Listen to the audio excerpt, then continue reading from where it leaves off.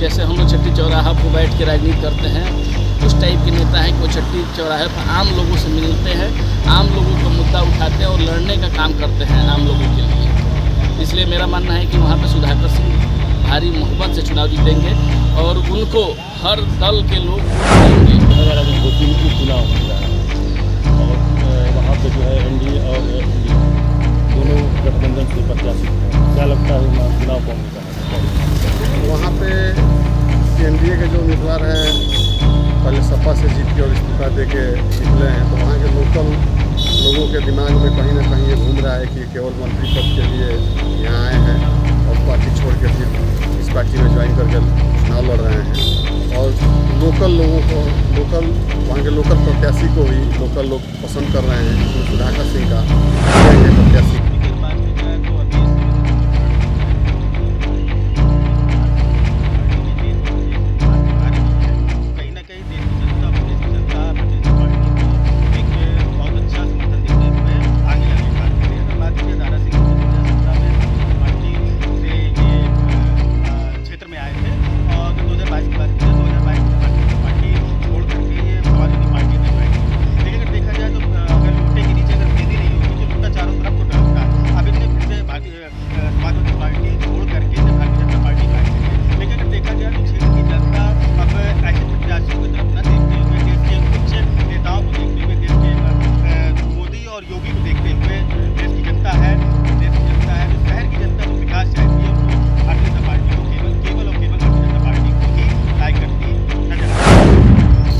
देखिए, वहाँ सबसे बड़ी बात है एनडीए के प्रत्याशी हैं और इंडिया के प्रत्याशी।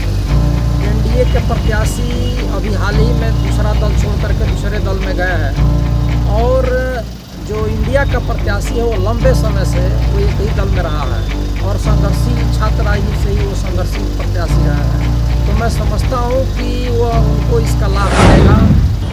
इनके खिलाफ इसको लेकर के जनरल माहौल। वैसे भी जो सपा ने कैंडिडेट दिया है, दरअसल वो पूरे इंडिया जो गठबंधन चल रहा है उसके कैंडिडेट हो गए हैं सुधाकर सिंह, और खुद में बहुत ही पावरफुल और दमदार कैंडिडेट हैं। और जो जिस तरह का माहौल दिख रहा है, जो तरह की परिस्थिति दिख रही है, उसमें उनका पलड़ा मजबूत दिख रहा है और मुझे लगता है कि सपा से जो कैंडिडेट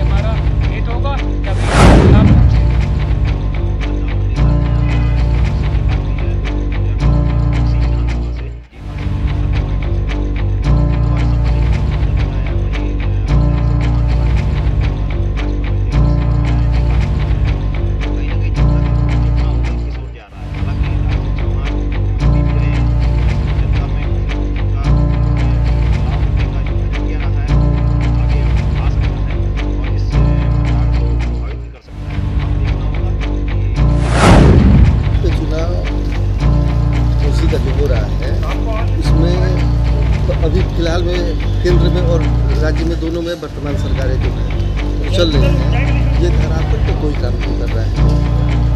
बेरोजगारी वैसे ही है, कोई सुरक्षित नहीं है, महंगाई वैसे ही है, रोजगार मिल ही नहीं रहा है, युवा बेरोजगार है, इस पर कोई काम हो नहीं रहा है।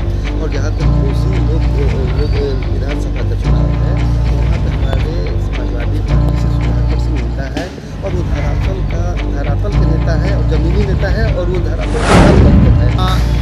एनडीए और इंडिया दोनों की भविष्य तय करने वाला ये चुनाव होगा और वहाँ एनडीए अगर जीतता है तो केंद्र सरकार ने देश में क्या काम किया है उसकी पूरी तरह से पोल खुल जाएगी और प्रदेश सरकार किस तरह से लोगों को सेवा कर रही है, चाहे लोगों के सामने कितना चुनौती सहन कर रही है। देखिए, सबसे पहले तो मैं आपको बता दूं कि घोसी एक मुस्लिम बहुल एरिया है। जहाँ तक वहाँ के मतदाताओं का रुझान है वो सपा की तरफ। इसमें भी अगर सरकार की कार्यप्रणाली को देखा जाए तो वहाँ रुझान जो है बीजेपी की तरफ हो सकता है। मुस्लिम बाहुल होते हुए भी भारतीय जनता पार्टी इस समय सरकार में है, कार्यप्रणाली अच्छी है और एक तरह से समझिए कि माफियाओं का सफाया हो गया। बहुत से ऐसे उन्होंने कार्य किए हैं जिससे जनता का रुझान हो सकता है भाजपा की तरफ। उसी एक मुस्लिम बाहुल क्षेत्र है, यहाँ सपा की संभावना बनती है, लेकिन सरकार की कार्यप्रणाली अच्छी है। वहाँ सरकार राशन सबको दे रही है, वो माफिया हट रहे हैं, जितने भी क्रिमिनल है क्रिमिनल यहाँ से हट रही है। सरकार की बहुत अच्छी प्रक्रिया है।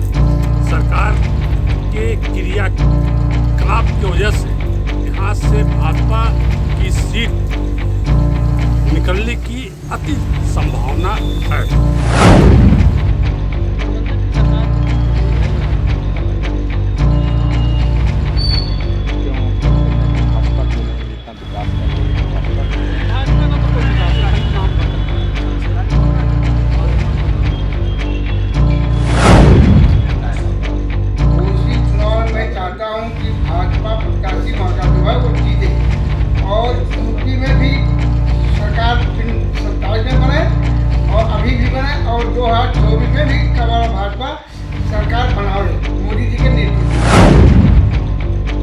घोसी उपचुनाव को लेकर क्या कहेंगे?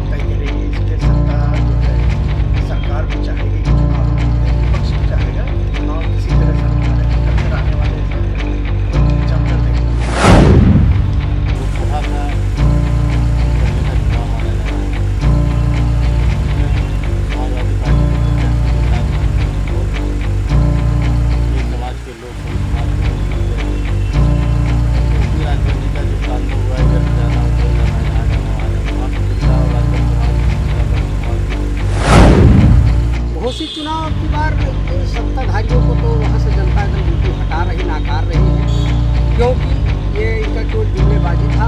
और इंडिया गठबंधन जो बना है भारत को एक लोकतंत्र को बचाने के लिए सब लोग आगे कदम बढ़ा रहे हैं। अपनी गाँव की जनता भी निकल करके सामने जहाँ भी सुनिए वहीं उनके भ्रष्टाचार की कलई खुल रही है। इसलिए सारे लोग एक उम्मीद लगा के रखे बैठे हैं अब की बार यहाँ सपा उम्मीदवार जीतेगा, भारी मतों से जानना चाहेंगे जो घोसी विधानसभा से उपचुनाव होने वाले हैं मऊ जिले में, तो क्या कुछ मानते हैं आप? दारा सिंह चौहान जैसे अब बीजेपी में आ गए हैं, प्रत्याशी बनाए जाएंगे, पहले सपा से जीते थे, अब बीजेपी से क्या जीत पाएंगे या नहीं? देखिए साहब, उनकी क्या स्थिति है वहाँ की, ये तो कह पाना बहुत बड़ी मुश्किल बात है। लेकिन जहाँ पर मोदी जी का नाम आएगा, हमारी योगी जी का नाम आएगा, वहाँ पर वही जीतेगा। स्थिति क्या है, लेकिन ऐसे लोगों को गवर्नमेंट उसको जाना सबक सिखाना चाहिए। अभी जैसे वो सपा से जीते थे, अभी कुछ ही साल पहले 2022 में जीते थे, अब बताया जा रहा है कि राजभर जो बीजेपी का समर्थन करेंगे उस समय सपा का समर्थन कर रहे थे, तो कुछ फ़र्क आपको लगता है कि कुछ होगा? फर्क तो क्या, कोई सत्ता पार्टी से लड़ रहा है, जीत तो सकती है।